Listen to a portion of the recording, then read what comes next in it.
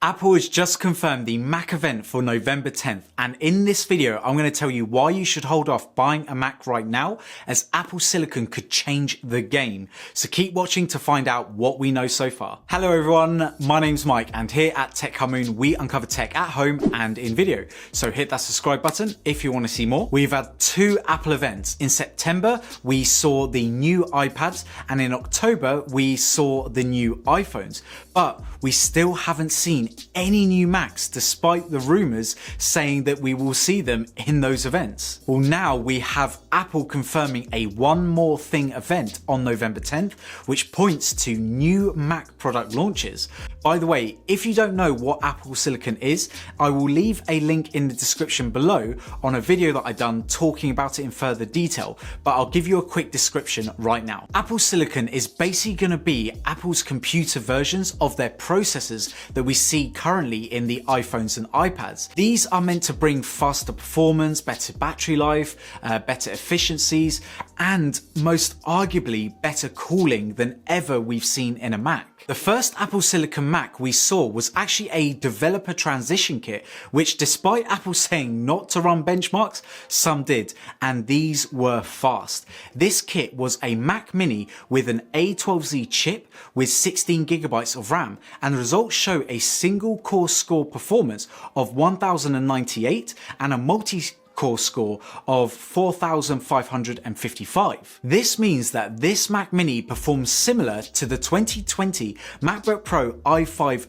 10th generation 13-inch, which is crazy because this is a 2-year-old iPad chip with some extra RAM in a Mac Mini case. Apple even said that this was a chip that they just threw in without even trying, and this is a 2-year-old chip that is almost on par with a MacBook Pro 13-inch from 2020. This is crazy from Apple basically not even trying. So if we take a look at the A14 Bionic chip, which is their latest and greatest that we see in the iPhone 12 and 12 Pro and stuff like that, the single core score performance is higher than that on the MacBook Pro 13-inch 2020, and the multi-core score isn't far off too. And just remember, this is a phone and iPad Air chip. This isn't even an iPad Pro chip or even an Apple Silicon laptop chip. So chuck some more RAM and some more performance cores in the GPU and CPU, and this chip will smoke the highest end MacBook Pro 13-inch 2020, no doubt. That is obviously my best guess anyway when it comes to these new Apple Silicon chips. So these A14 chips are 5nm processors, which are far better than Intel's 14nm processors.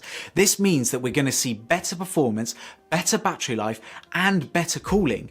Also, Apple mentions that these family of SoCs for the Macs will have industry-leading performance per wattage, which gets me obviously super excited if you can't tell. Now, in terms of the naming structure, we know that the current chips are called obviously the A14 and A14 Bionic or whatever, and soon we'll see things like the A14X like in the iPad Pros, and the Mac variants are rumored to be something along the lines of A14Z or A14T for sort of the desktops, but these rumors are very, very loose. So let's talk about the rumored models that are expected to come out in this Apple event, as I know a lot of you guys want to know.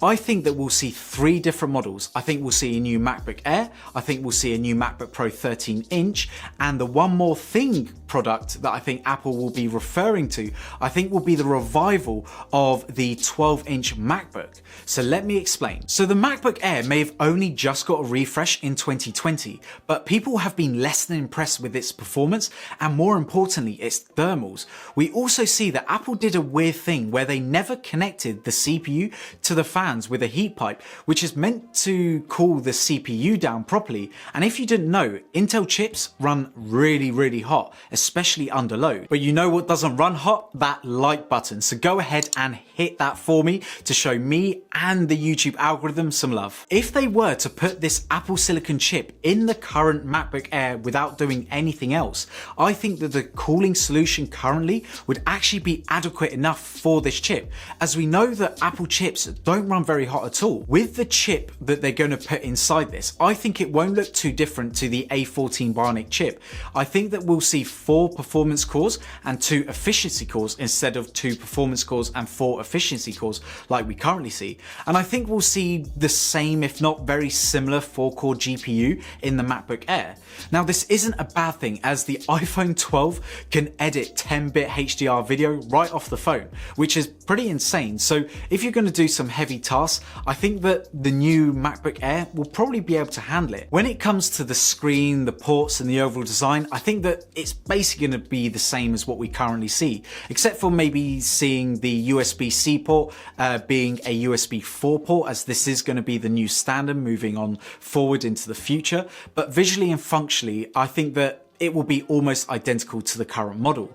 In terms of power, I think that we'll see the same amount of power draw as to the current MacBook Air, but I think we'll see a much greater efficiency, meaning far better battery life, but with obviously better performance than we're currently seeing with the current MacBook Air. Finally, a MacBook Air without any issues.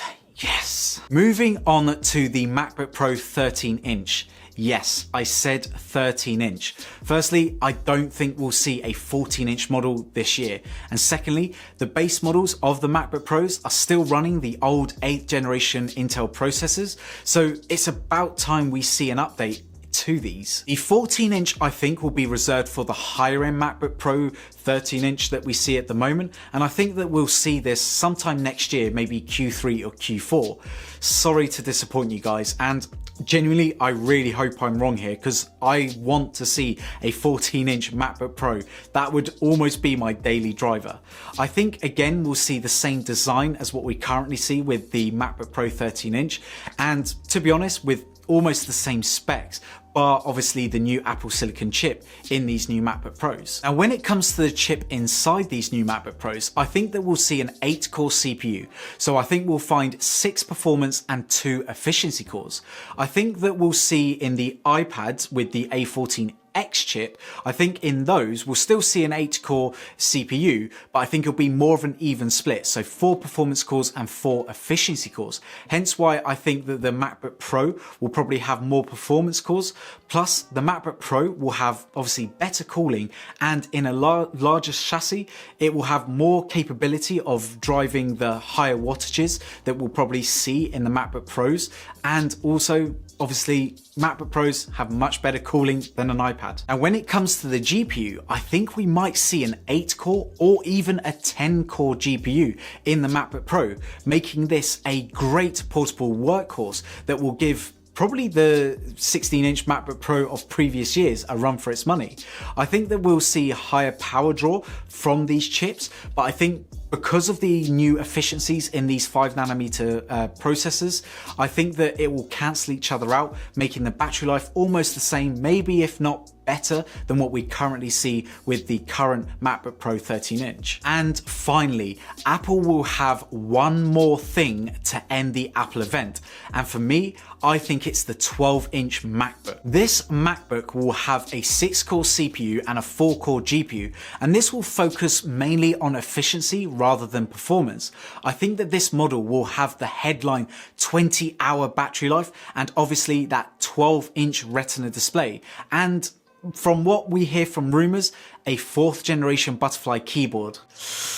Yeah, not too sure about that one. I think we'll see a single port like in the original model, and I think it will look very similar to the old model, which looked and felt great in my opinion, but now with a chip that is worthy for that laptop. In the Apple event, we know what they're going to do. They're going to talk about how light this device is and how thin this device is, but without any compromise that you can fit it anywhere, carry it anywhere, so on and so on. But I think that this product will be pretty unmatched in the market right now, because that old 12-inch MacBook was pretty phenomenal. It was just a bad chip inside it. So if they just put that Apple Silicon chip in that chassis, well, I think we'll be onto a winner. Also, the biggest news about this MacBook is the fact that it may only cost £849 or £799 with a student discount.